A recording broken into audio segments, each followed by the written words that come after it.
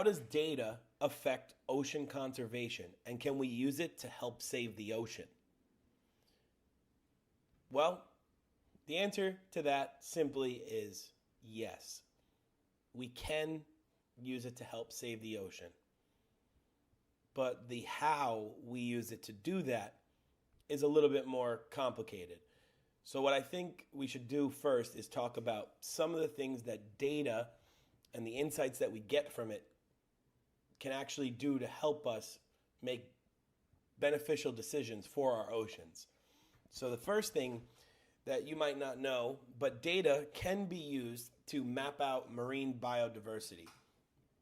Now, what that means is maybe collecting different numbers of a specific species, specific types of species, size, coloration, a whole list of characteristics related to different species across the ocean can be analyzed and interpreted from data that we collect. I don't know about you, but when I go to the doctor, they sure do write down a lot of things.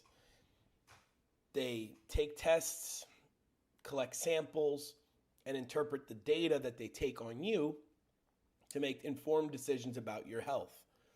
Well, that's kind of the same with the ocean, right?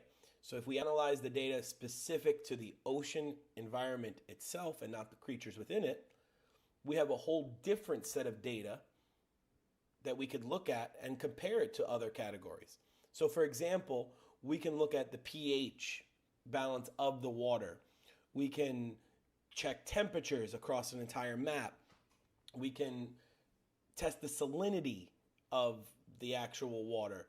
Now, those might not sound great by themselves, but when you couple it with other pieces of data, you can find out things like the acidification or something that's leading to coral bleaching, for example.